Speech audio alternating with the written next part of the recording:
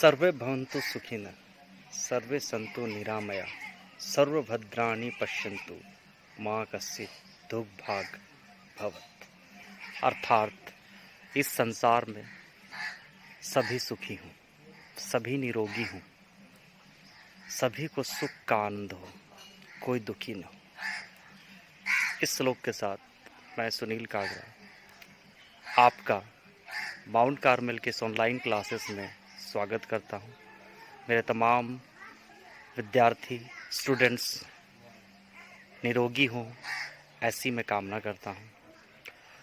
आज हम स्टार्ट करने जा रहे हैं संस्कृत क्लासेस, जो क्लास 4 और 5 के लिए है।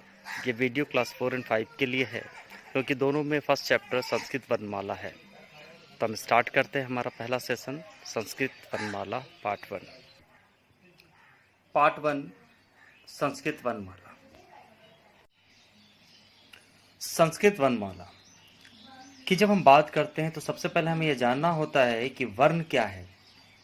तो वर्ण, जिसे हिंदी में हम अक्षर और इंग्लिश में हम लेटर कहते हैं। यदि वर्ण को परिभाषित करना हो तो हम ये कह सकते हैं कि वर्ण भाषा की सबसे छोटी इकाई जिसके टुकड़े नहीं किए जा सकते। अर्थात वर्ण ऐसी इकाई है जिसके खंड या टुकड़े नहीं किए जा सकते, जैसे क, ख, च, अ, आ, ई। वर्णों के मेल से वर्णमाला का निर्माण होता है। वर्णमाला, जिसे हम अल्फाबेट कहते हैं, किसी भाषा के वर्णों के व्यवस्थित समूह को वर्णमाला कहते हैं। अर्थात जिस तरह हम अलग अलग फूलों को एक माला में पिरो कर उसकी एक माला बनाते हैं, उसी तरह से जितने भी वर्ण हैं संस्कृत वर्णमाला में, उन सबको एकत्रित करके वर्णमाला का निर्माण किया जाता है। बेसिकली संस्कृत वर्णमाला में 13 स्वर, 33 व्यंजन तथा 2 स्वर आश्रित आयुग वाह को मिलाकर कुल 48 वर्ण हैं। अब हम आते हैं वर्ण के भेद के ऊपर।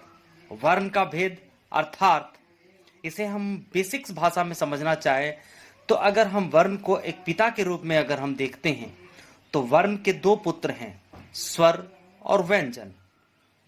स्वर के 3 पुत्र हुए, हर्ष, हर्षव, दीर्घव, पलुप्त। उसी तरह व्यंजन के 3 पुत्र, स्पर्श, अंतस्थ, उष्म। तो हम इसे समझ सकते हैं कि वर्ण के 2 प्रकार हैं, स्वर और व्यंजन। स्वर के 3 प्रकार हैं, हर्षव, दीर्घव और प्रलुप्त। और व्यंजन के 3 प्रकार हुए, स्पर्श, अंतस्थ और उष्म व्यंजन। हम आते हैं स्वर पर। स्वर, जिसे इंग्लिश में वोवेल्स कहते हैं, इसको हम परिभाषित करेंगे, वे वर्ण जिनके उच्चारण में दूसरे वर्णों की सहायता नहीं ली जाती उन्हें हम स्वर कहते हैं। अर्थात स्वर जिसमें किसी दूसरे की सहायता नहीं ली जाती, वह खुद अपनी पहचान खुद देता है, उसे हम स्वर कहते हैं। संस्कृत भाषा में 13 स्वर हैं, अ, आ, ई, उ, औ, री, री, ए, ओ। इसी तरह से स्वर के 3 भेद हैं जो हमने पहले जाना। उसमें सबसे पहले हर्स्व स्वर, जिन स्वरों के उच्चारण में 1 मात्रा का समय लगता हो या जिन स्वरों के उच्चारण में बहुत कम समय लगता है, उसे हम हर्स्व स्वर कहते हैं। जैसे अ, आप देखेंगे कि जब हम अ साउंड कर रहे हैं या ई साउंड करते हैं या ऊ साउंड कर रहे हैं तो इसको बोलने में हमारा समय कम से कम लगता है। जैसे अ, ई, उ, ऐसा स्वर को हम हर्ष स्वर कहते हैं। दूसरा दीर्घ स्वर, नाम से ही पता चलता है कि देर तक। जिन स्वरों के उच्चारण में 2 मात्राओं का समय लगता है या जो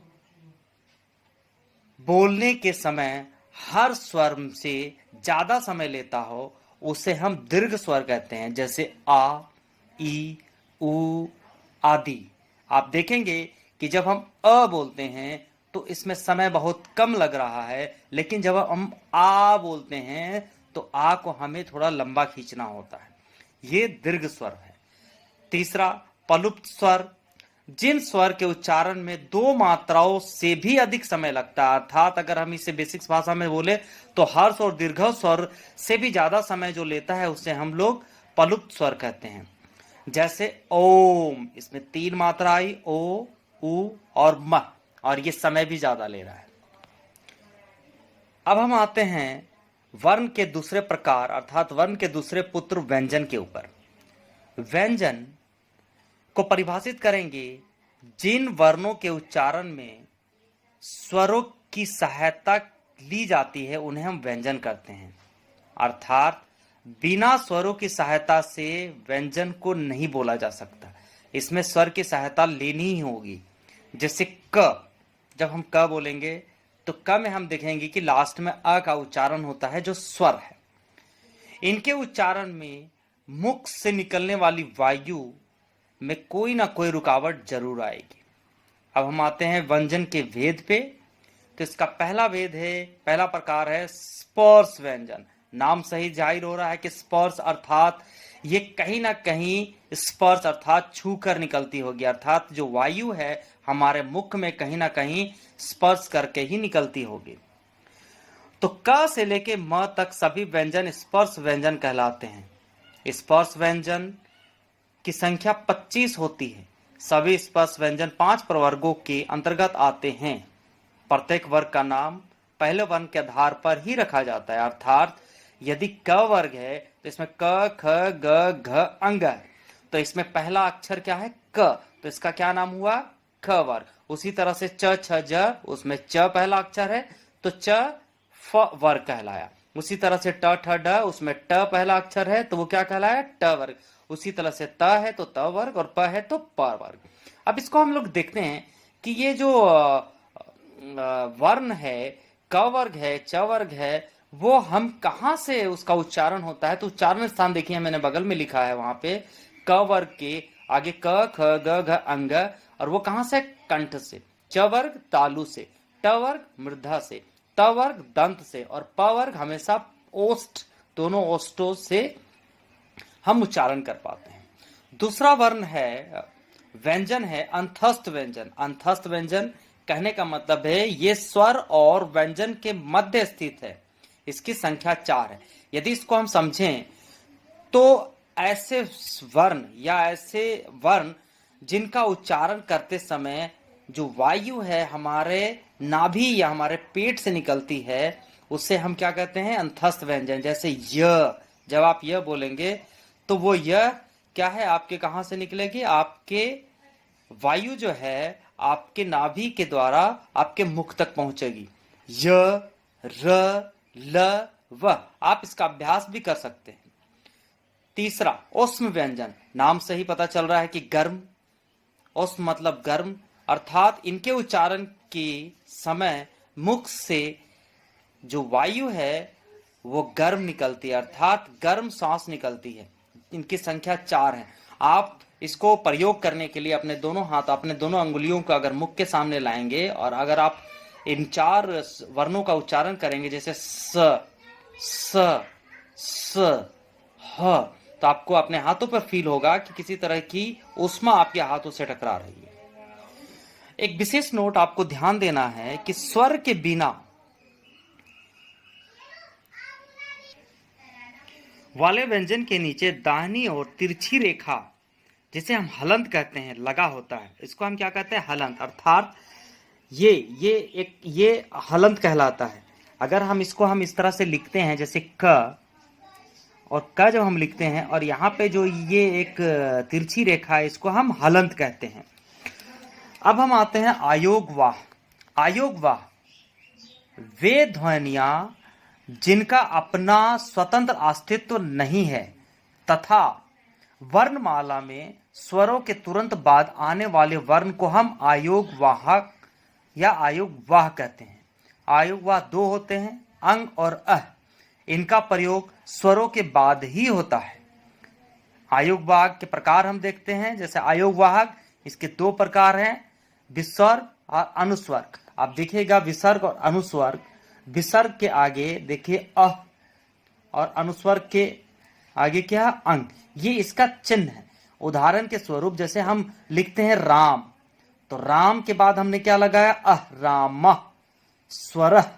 अब देखिएगा कि ये क्या है, इनका जो चिन्ह है वो किसके बाद लगा है, स्वर के बाद। राम उच्चारण में म, तो उसके बाद क्या है स्वर, सूर्य उसके बाद उसी तरह से बालकम क का उच्चारण, और उसके बाद क्या लगा है अब हम आते हैं मात्रा ज्ञान पे। मात्रा ज्ञान देखिए, मात्रा, मात्रा किसे कहते हैं, प्रत्येक स्वरों का अपना एक चिन्ह होता है। प्रत्येक स्वरों का अपना एक चिन्ह होता है जिससे क्या कहते हैं, मात्रा कहते हैं।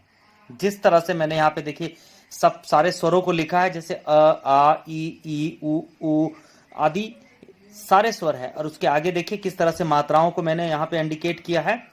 जैसे आ की कोई मात्रा नहीं होती, लेकिन आ की आकार की मात्रा है, बड़ी ई की मात्रा, छोटी ई की मात्रा, बड़ी छोटी ऊ की मात्रा, बड़ी ऊ की मात्रा। इस तरह से सारे चिन्हों को मैंने यहाँ पे लिखा है जिसे आपको याद करना है और पहचानना बहुत जरूरी है।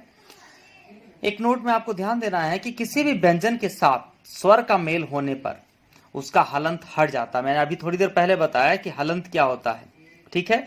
और जब भी हम किसी व्यंजन के साथ स्वर का मेल होगा तो क्या होगा, हलंत हट जाएगा स्वर, और वहां पे क्या होगा, स्वर की मात्रा, जो स्वर की मात्राएं हैं यहाँ पे वो जुड़ जाएंगी। जैसे देखिए यहाँ पे क है, क प्लस अ, हमेशा देखिए क जब आप यहाँ पे लिखे हुए हैं, यहाँ पे मैंने लिखा है क प्लस अ, ये जुड़ के क्या हुआ क।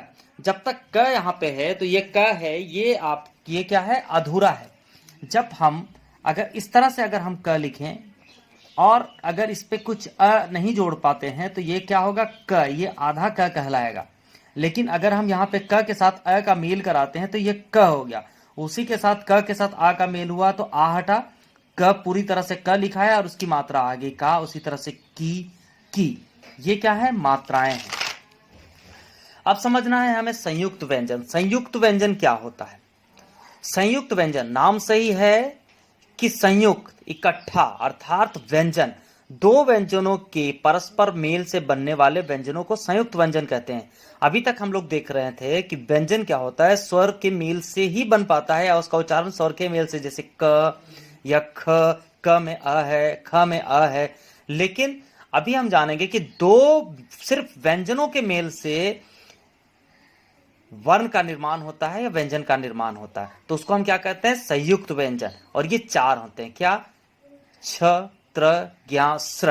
यहां देखिए छ, क, स जोड़ अ, तब क्या बना छ, त्र, त, आ, र और अ, त्र, ज्ञा, ज, या, अ, ज्ञा, और फिर स्र, स, र, अ। ये क्या है, संयुक्त व्यंजन। अब हम समझेंगे वर्ण संयोग और वर्ण विच्छेद। वर्ण संयोग नाम सही है, वर्णों का संयोग अर्थात उनको एक साथ जोड़ना। तो वर्णों को परस्पर जोड़कर शब्द बनाने की प्रक्रिया को हम वर्ण संयोग कहते हैं। जैसे देखिए यहां पे है ब जोड़ आ जोड़ ल जोड़ अ जोड़ क जोड़ अ, तो यहां पे ब जोड़ आ, ये क्या हो गया बा, ल जोड़ अ ल, क जोड़ आ क, मतलब बालक। अब छ जोड़ आ, त, र जोड़ अ, ये क्या है, त्र, त्र है क्योंकि संयुक्त व्यंजन है, तो छात्र, ये क्या है, वह संयोग व्यंजन। आपको क्वेश्चन आ सकता है कि इस तरह से आपको कुछ अलग अलग वर्ण दिए जाएंगे और उसको क्या कहा जाएगा कि वर्ण संयोग करने के लिए, तो इसको ध्यान से देखें। उसके बाद वर्ण विच्छेद, किसी भी शब्द के सभी वर्णों को अलग अलग करके लिखने की प्रक्रिया को वर्ण विच्छेद कहते हैं। अर्थात वर्ण संयोज और वर्ण विच्छेद हमेशा ध्यान रखना है दोनों में। विच्छेद मतलब अलग करना, संयोग मतलब एक करना। अब विच्छेद में क्या है, आपको एक करना है, अलग अलग रहेंगे। संयोग में एक करना है उनको, और विच्छेद में अलग अलग है, एक है उसको अलग अलग करना है। देखिए जैसे देव, इसमें द, ए, ए की मात्रा है, छोटी ए की मात्रा, प्लस व जोड़ अ, ये क्या हो गया? देव। कच्छा, क, अब देखिए छ क्या है?